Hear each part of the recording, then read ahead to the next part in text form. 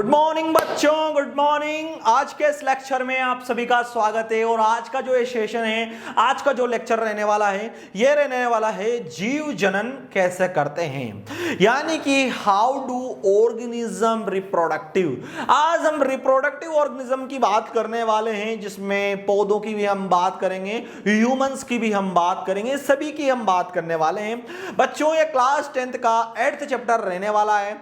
फिलहाल इस सेशन को आप कंप्लीटली जरूर देखें। आई होप अगर आप क्लास 10th में पढ़ रहे हैं तो आपको हमारे इस सेशन की वीडियोस को कंप्लीटली जरूर देखना चाहिए। अगर आपको यह लेक्चर पसंद आए, अच्छा लगे, तो please do like, share and subscribe. तो चलिए आज की इस क्लास को शुरू कर लेते हैं। यहां पर सबसे पहले हम बात करते हैं इस टॉपिक की, जिसका नाम है, फर्स्ट यहां टॉपिक आता है जनन। जनन क्या होता है?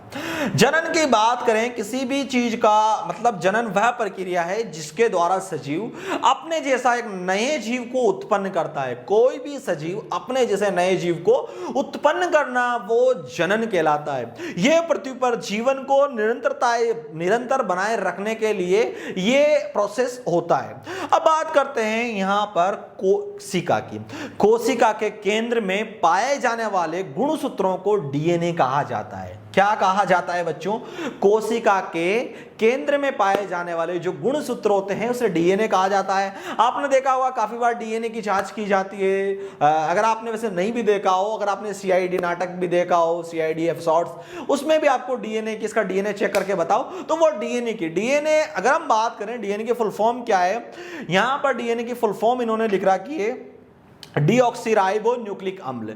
डीऑक्सीराइबो न्यूक्लिक अम्ल के गुणों में, आनुवांशिक गुणों को चेक किया जाता है कि ये इनका खून है, नहीं है, क्या नहीं, वो चेक किए जाते हैं डीएनए की मदद से। डीएनए प्रतिकृत होता है, प्रतिकृत बनाता है, ये नई कोशिकाओं को बनाता है और इससे कोशिकाओं में विभिन्नताएं उत्पन्न होती है और ये नई कोशिकाओं के समान है परंतु समरूप नहीं होता है। डीएनए नई कोशिकाएं तो बनाता है, मतलब किसी का भी, जैसे अगर मेरा कोई बच्चा है या आपका कोई बच्चा है तो उसका डीएनए आपका डीएनए मैच रहेगा, डीएनए सेम रहेगा, लेकिन एक समान रूप रहेगा, लेकिन वो कोशिकाओं को नए रूप में विभाजित करके नई कोशिकाओं का निर्माण करता है। तो अब बात करते हैं बच्चों हम यहां पर विभिन्नताओं में महत्व।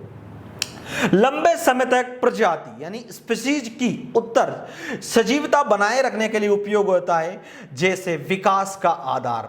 प्रजनन क्या होता है? प्रजनन को दो प्रकार से डिवाइड किया जाता है, जिसमें लैंगिक प्रजनन और अलैंगिक प्रजनन। लैंगिक प्रजनन, अलैंगिक प्रजनन के बारे में आज हम बात करने वाले हैं। तो फर्स्ट हमारा रहने वाला है अलैंगिक प्रजनन, जो कि पौधों में, इनमें होता है। और लैंगिक प्रजनन किसमें किया जाता है? मतलब अलैंगिक प्रजनन वह होता है जिसमें एकल जीवी अपने, मतलब कोई सिंगल पार्टिकल्स ही नए जीव को उत्पन्न करता है। और लैंगिक प्रजनन वो होता है लैंगिक जिसमें दो जीव मिलकर एक थर्ड पार्टी चीज को बनाते हैं, जैसे नर और मादा के मिलने से नए बच्चे का जन्म होता है, उस टाइप से वो एक लैंगिक के अंदर आता है। यहां पर अलैंगिक की हम बात करें तो जिसमें क्या है, एकल जीव एक नए जीव को उत्पन्न करता है, सिंगल जीव नए जीव को उत्पन्न करता है, जिसमें अमीबा, ईस्ट, वो आप देखेंगे। युग्मक का निर्माण नहीं होता है, इसमें युग्मक का निर्माण नहीं होता है। नया जीव पैतृक जीव के समान एंड समरूप होता है, उसके समान होता है। और सतत गुणन के लिए ये एक बहुत ही उपयोगी माध्यम है। यह निम्न वर्ग के जीवों में पाया जाता है। और लैंगिक की बात करें, हमने अलैंगिक की बात करती है, अब लैंगिक की बात करें, जिसके अंदर क्या आता है कि दो एकल जीव, दो सिंगल जीव जिसमें नर और मादा, दो एकल जीव मिलकर नए जीव को उत्पन्न करते हैं, उसे लैंगिक प्रजनन कहा जाता है।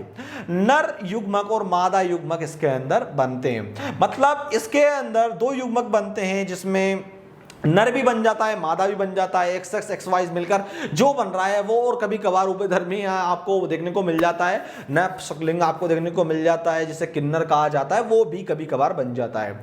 यहाँ पर अगर हम बात करें इसके बाद में बच्चों, यहाँ पर हमारे सामने आता है क्या, नया जीव आनुवांशिक रूप से पैतृक जीव के समान परंतु समरूप नहीं होता है। उसके जो डीएनए है उससे मैच खाते हैं लेकिन समरूप नहीं, यानी मेरी जैसी शक्ल है, ऐसे ही अगर मेरे बच्चे की शक्ल हो या मेरी बेटी की शक्ल हो तो सेम टू सेम नहीं हो सकती, उसमें चेंजेस रहेंगे, काफी मैच खाएंगे, काफी चेंजेस रहेंगे, लेकिन इसके अंदर डीएनए से आपकी समानताएं देखने को मिलेगी। इसी के साथ ही प्रजातीय विभिन्नताएं उत्पन्न करने में भी सहायक होते हैं और उच्च वर्ग के जीवों में ये पाए जाते हैं। ठीक है, जानवर्स में, एनिमल्स में, सब में देखने को मिलता है। अब बात करते हैं अलैंगिक प्रजनन की। इसकी विधियां कौन कौन सी है? इसकी विधियां जैसे विखंडन, बहुखंडन, खंडन, यहां पर ये विधियां आती है।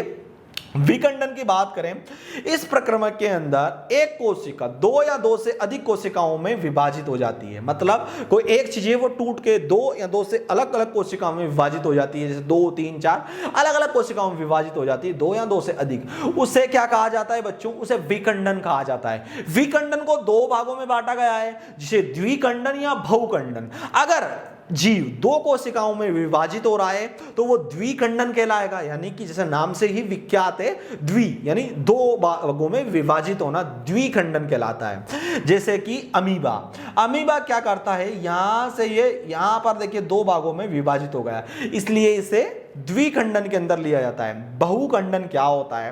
वह जीव जो बहुत सारी कोशिकाओं में विभाजित हो जाता है, दो से अधिक कोशिकाओं में विभाजित हो जाता है, उसे बहुखंडन कहा जाता है, जिसमें आपको प्लेज्मोडियम ने यहां पर लिया जाता है, उसके अंदर ये होता है। और एक और आती है खंडन। अब विखंडन हमने पढ़ा, अब खंडन क्या होती है? इस प्रजनन के अंदर ये एक सरल संरचना है जिसमें कोशिकाएं जीव को छोटे छोटे टुकड़ों में, अलग अलग टुकड़ों में विभाजित हो जाती है और टुकड़े नए जीव का यहाँ पर निर्माण करते हैं। यानी इसमें खंडन में क्या होता है, वो अलग अलग हैं, वो इंडिपेंडेंट रूप में अलग अलग हो जाते हैं, तो वो अलग अलग में विभाजित हो जाते हैं और वो नए जीव का या नई चीज का निर्माण करते हैं, उसे खंडन कहा जाता है, जिसके अंदर स्पाइरोगोइरा आपको यहाँ पर देखने को मिलता है। तो ये कुछ इस टाइप से, जैसे दो भागों में यहाँ था, दो भागों में विभाजित होकर, अगर तीन होता तो तीन में ये इस टाइप से विभाजित हो जाता। और एक यहाँ आता है पुनर्जनन, यानी पुनरुद्भवन या फिर पुनर्जनन। इस प्रक्रम में किसी भी कारणवश जब कोई जीव कुछ नए टुकड़ों में टूट जाता है तो प्रत्येक टुकड़ा नए जीव को विकसित करता है। कोई जीव है वो टुकड़ों में टूट गया है और नए जीव को विकसित करता है, उसे क्या कहा जाता है? पुनर्जनन कहा जाता है। यहां पर हम बात करें तो हाइड्रा की आप बात करें, प्लेनेरिया की बात करें, तो ये कुछ इस प्रकार से टुकड़ों में टूट जाता है और ये टुकड़े, मतलब कोई पार्टीशन है, 3 टुकड़ों में टूट गया तो वो पार्टीशन अलग अलग अपने जीव का निर्माण कर रहे हैं, ये कुछ इस टाइप से। और एक प्रक्रिया क्या आती है बच्चों? मुकुलन। मुकुलन क्या होती है? इस प्रक्रम के अंदर जीव अपने शरीर से एक उभार के रूप में उत्पन्न होता है, जिसे मुकुलन कहा जाता है। यानी कि अगर हम बात करें तो ये हमारा मोबाइल है और इसके अंदर से अगर मोबाइल कुछ इस टाइप से बाहर बनता है, धीरे धीरे धीरे निकलता है और नए जीव का निर्माण टूट के अलग होकर नया बन जाता है, तो इस प्रक्रिया को क्या कहा जाता है? मुकुलन। यानी यह मुकुलन पहले तो एक नन्हे रूप में वहां से एक निकलता है, छोटे रूप में, लेकिन धीरे धीरे विकसित होकर एक बड़ा रूप बना लेता है और अपने जनन से, अपना जो जनक है जिसने उसको पैदा करा है, उससे अलग होकर वो खुद ही एक नया रूप बन जाता है, जिसमें हाइड्रा ईस्ट आपके सामने यहां पर आते हैं, जो कि कुछ इस टाइप से, पहले इस टाइप से होता है, बाद में थोड़ा बड़ा हो जाता है और धीरे धीरे अलग होकर ये अलग होकर एक इंडिपेंडेंट रूप में यहां पर देखने को मिलता है। अब बात करें वह यहां पर बीजाणु समासंग क्या होता है? कुछ जीवों में तंतुओं के सिरों पर बीजाणु धनी बनते हैं, जिसमें बीजाणु होते हैं, बीजाणु गोल संरचना के होते हैं और ये मोटी भित्ति से संरक्षित होते हैं। अनुकूलन रूप और परिस्थिति के मिलने पर बीजाणु में वृद्धि होती है। यहाँ पर इसके तंतुओं पर ये निकलते हैं और ये नए रूप से वृद्धि करते हुए नए यहाँ पर बनते हैं। फिलहाल हम इसका थोड़ा सा रोशनी को बढ़ाते हैं, तो ये कुछ इस टाइप से यहां पर देखने को मिलते हैं। इसी के साथ ही अब यहां पर एक आ जाता है कायिक प्रबंधन। कायिक प्रबंधन क्या होता है? कुछ पौधों में नए पौधे का निर्माण करने में कायिक भाग यानी जड़, तना, पत्तियां होती है, जिसे कायिक प्रबंधन कहा जाता है। यानी कुछ पौधों में जड़ से, तने से नए पौधे का निर्माण हो रहा है, उसे कायिक प्रबंधन कहा जाता है। कायिक प्रबंधन होता है, इसके अंदर प्राकृतिक विधियां आती है, जिसमें जड़ के द्वारा शकरकंद आपने देखा हो, शकरकंद की जड़ तो आपने देखा हो, आलू आपने देखा हो, तो जड़ के द्वारा शकरकंद होता है, तने के द्वारा आलू, अदरक होता है, वहीं पत्तियों के द्वारा भी होते हैं जो आपने यहाँ पर देखे। इसे कृत्रिम रूप से अगर अपन देखें तो कृत्रिम रूप में क्या करना पड़ता है? किसी चीज को अगर अपन रोप रहे हैं, जैसे आम का पेड़ अपन ने लगाया है, गुलाब जिसको आप डगाल को आप लगाते, कृतन करने के बाद भी आप लगाएं तो गुलाब उग जाता है, वहां पर चमेली का ये आपको देखने को मिलता है। ये क्या होते हैं बच्चों? ये होता है कायिक प्रबंधन। ऊतक प्रबंधन क्या होता है? ऊतक प्रबंधन इस विधि में शाखा के सिरे से कोशिकाएं निकलती है, पोषक तत्व के माध्यम से रखती है और ये कोशिकाएं गुणन कर कोशिकाओं को गुच्छे के रूप में कैसल हो जाती है, ये परिवर्तन हो जाती है और कैसल हार्मोन के माध्यम से रखी जाती है। इसे विभेदन होकर एक नए पौधे का निर्माण होता है, जो कि सजावटी पौधे हैं, आपने देखा हो शाखाओं के रूप से वो बनी है, उसमें अलग शाखाएं निकल गई, उसको टूटने के बाद आप अलग लगा सकते हो। तो ये ऊतक प्रबंधन आपने यहाँ पर होता है। कायिक प्रबंधन के लाभ, अब इसके क्या लाभ होते हैं? कायिक संवर्धन के क्या लाभ होते हैं? कायिक ऊतक संवर्धन आपने देखा, कायिक संवर्धन के जो लाभ हैं जिसमें बीज उत्पन्न करने में, देखिए बच्चों कायिक संवर्धन इसमें क्या लाभ है? बीज उत्पन्न न करने वाले पौधे जैसे केला, गुलाब आदि नए पौधे बन जाते हैं, एक तो ये, और नए पौधे के आनुवांशिक रूप से जनक के समान होते हैं, एक समरूप यानी समान होते हैं। इसमें बीज रहित फल उगाने में भी मदद होती है और पौधे उगाने का सबसे सस्ता एंड आसान तरीका है।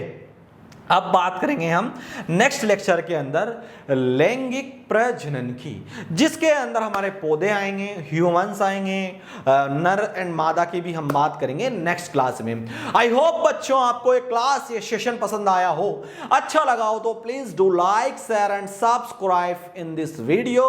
एंड अगर अभी तक आपने हमारे चैनल को सब्सक्राइब नहीं करा है तो प्लीज चैनल को सब्सक्राइब करिए, वीडियो को ज्यादा से ज्यादा दोस्तों के पास शेयर जरूर करें। ये वीडियो को देखने के लिए बहुत बहुत धन्यवाद।